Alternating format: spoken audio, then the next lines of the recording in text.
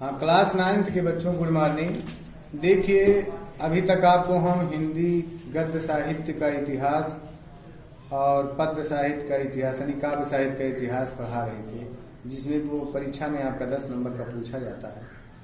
आज हम काव्य साहित्य में आपको कबीर दास के बारे में, उनके जीवन परिचय के बारे में बताएंगे।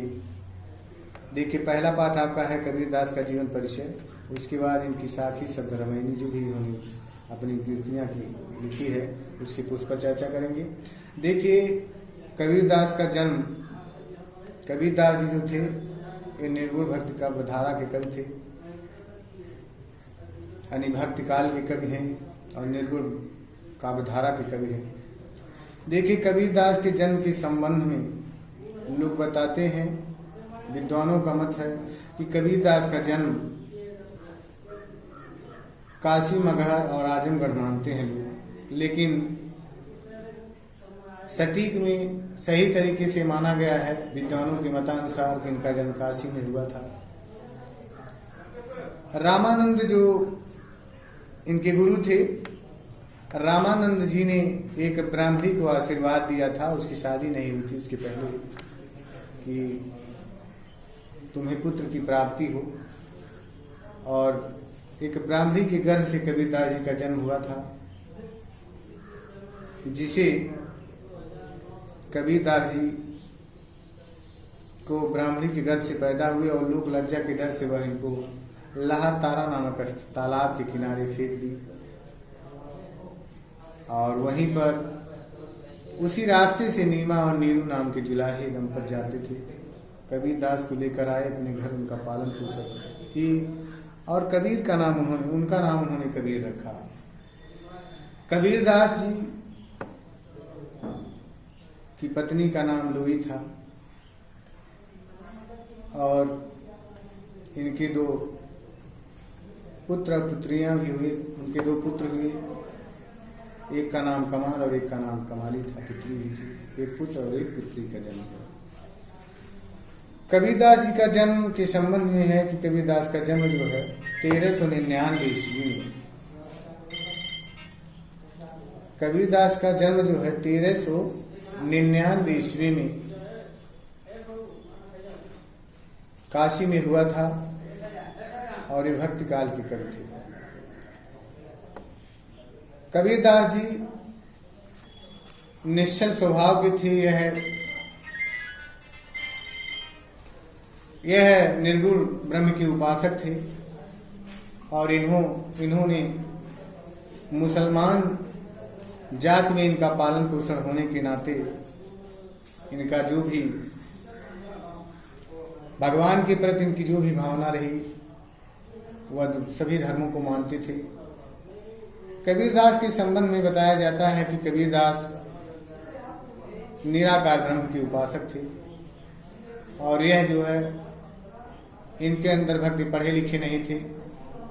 कबीर दास मस्त लिखे हैं कि मस्त कागज छुओ नहीं, कलम गही न हाथ, यानी कबीर दास मस्त कागज छुओ नहीं, कलम गही न हाथ। इन्होंने ये अनपढ़ थे, पढ़े लिखे नहीं थे, लेकिन इनकी जितनी कीर्तियां रही, इनके शिष्य जो कुछ कहते थे वह बीजक नाम से इनकी कीर्ति को इनके शिष्यों ने लिखा, जिसमें साखी शब्द रामायणी विद्यमान है। कबीर दास जी एक उस जमाने में एक प्रथा थी कि कबीर दास, वैसा लोग मानते थे कि जो मगहर में मरेगा उनको नर्क मिलता है और जो काशी में मरता है उसको स्वर्ग मिलता है। तो कबीर दास जन्म तो इनका काशी में हुआ, लेकिन मगहर में इनकी मृत्यु हुई, आए और मगहर में जो है इनकी मृत्यु हुई। और जब ये मरे तो मुसलमानों ने इन्हें दफनाना चाहा और हिंदू इन्हें जलाना चाहते थे। कबीर दास जी मगहर में मरे और इनको मुसलमान इनको दफनाना चाहते थे और हिंदू जो है इन्हें जलाना चाहते थे। तो ऐसा लोग मानते हैं कि जब इनके ऊपर से चद्दर हटाया गया तो वहां फूल के ढेर मिले। आधा भाग हिंदुओं ने ले लिया और आधा मुस्लिम उसको दफना दिए और हिंदू उस फूल को ले जाकर के जला दिए। तो इनकी जो मृत्यु हुई वो मृत्यु के संबंध में उनका मृत्यु 1519 ईस्वी में हुआ था। 1519 ईस्वी में इनकी मृत्यु हुई थी।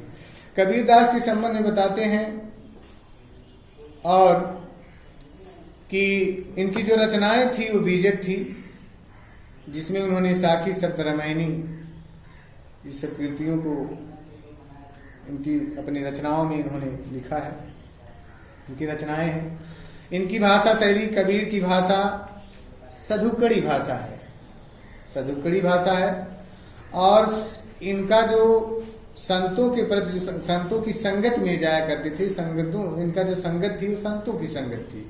कबीरदास जी रामानंद को अपना शिष्य, अपना गुरु मानना चाहते थे, लेकिन रामानंद जी कबीर को अपना शिष्य नहीं मानते थे। एक दिन कबीरदास काशी के गंगा घाट पे वो स्नान करने जा रहे थे रामानंद जी, और कबीरदास जाकर उस सीढ़ी पे लेट गए और रामानंद जी भोर में ही जा रहे थे, जब तक उनका पैर कबीर की छाती पे पड़ा और उन्होंने कहा कि बेटा राम राम कहो। और इस तरह से कबीरदास जी ने उनके चरण को पकड़ लिया और कहा कि मुझे अपना शिष्य बना लिया। उसके बाद उसी दिन से रामानंद जी कबीर को अपना शिष्य बना लिए। तो यह उनके बारे में रहा कि इनकी जो भी रचनाएं रही वो सधुक्कड़ी भाषा में रही, और इन्होंने समाज को एक भगवान की भक्ति के बारे में जो कहा कि हिंदू और मुसलमान दोनों को इन्होंने अच्छी सीख दिया और ज्ञान के रास्ते पे चलने का मार्ग बताया कि भगवान की प्राप्ति के लिए मनुष्य को क्या क्या करना चाहिए, कैसे भगवान की प्राप्ति, ईश्वर की प्राप्ति होगी, उसके बारे में इन्होंने अपने साखी में और शब्द और रामायणी, इनकी जो 3 बीजक से लिया गया है साखी शब्द रामायणी, उसमें उन्होंने इसको किया हुआ है। तो आज हम आपको इनके जीवन परिचय के बारे में बता रहे हैं नाथ वाले, और कल हम आपको साखी के बारे में, इनकी जो रचनाएं हैं उस पर आपको उसकी दोहे को आपको बताया जाएगा। हम चलिए आपको एक दोहा पढ़ा दे रहे हैं। कबीरदास ने साखी में लिखा है कि सतगुरु हमसु रीझ कर एक कहा प्रसंग, और बरस्या बादल प्रेम का भीज गया सबन। कबीरदास जी कहते हैं, कबीरदास जी ने साखी में लिखा है कि सतगुरु हमसो रीझ कर एक कहा प्रसंग, कि हमारे सच्चे गुरु ने हमारी सेवा से प्रसन्न होकर एक बात बताई। एक कहा प्रसंग का मतलब एक बात बताई कि बरस्या बादल प्रेम का भीज गया सबन, कि उन्होंने क्या कहा कि बरस्या बादल प्रेम का, यानी प्रेम रूपी बादलों से वर्षा हुई और मेरा संपूर्ण शरीर भीग गया। कबीरदास देखिए एक बार और कि सतगुरु हमसो रीझ कर एक कहा प्रसंग। कबीरदास जी कहते हैं कि हमारे सच्चे गुरु हमारी सेवा पर प्रसन्न होकर हमें एक बात बताई। एक कहा प्रसंग का मतलब एक बात बताई, और वो क्या बात थी कि बरस्या बादल प्रेम का भीज गया सबन। उन्होंने हमें प्रेम रूपी बादलों के रूप का, बादल यानी प्रेम रूपी बादलों से वर्षा हुई और हमारा संपूर्ण शरीर, हमें उन्होंने प्रेम का उपदेश दिया, और उस प्रेम के उपदेश से इसको सुनकर हमारा संपूर्ण शरीर आनंदित हो गया, का मतलब भीज गया। तो ये इसका दोहा का अर्थ रहा। उसके बाद फिर आगे इन्होंने लिखा है कि राम नाम के पट तरे देवे को कछुनाए, और क्या ले गुरु संतोषी हौस रही मनमाए।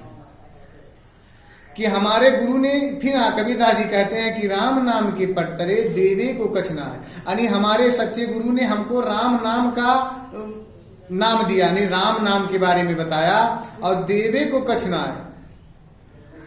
मैं अपने गुरु को कुछ दे नहीं पाया, हमारे गुरु ने, हमारे सच्चे गुरु ने हमें राम नाम का उपदेश दिया, उसके बदले में हम उनको कुछ दे नहीं पाए। और क्या ले गुरु संतोष ये हौस रही मनमाए, यानी हम क्या दें कि हमारे गुरु जिससे हमसे संतुष्ट हो जाएं, और हौस रही मनमाए कि मेरे मन में बार बार यही विचार आ रहा है कि उसके बदले में मैं अपने गुरु को क्या दूं। एक बार और देख लीजिए, राम नाम के पट्टरे देवे को कछुनाई, और क्या ले गुरु संतोषी हौस रही मनमाए। यानी कबीरदास जी कहते हैं कि हमारे गुरु ने हमको राम नाम का उपदेश दिया है, और देवे को कछना, उसके बदले में देने के लिए हमारे पास कुछ भी नहीं है, और क्या ले गुरु संतोष, ये हौस रही मन माए कि हम अपने गुरु को क्या ऐसी चीज दे जिससे वो संतुष्ट हो जाए और हौस रही मन माए। और मेरे मन में बार बार ही विचार आ रहा है। तो इसका दोहरा उसके बाद कल आपको फिर अगला पढ़ाया जाएगा। तब तक के लिए धन्यवाद। चलिए।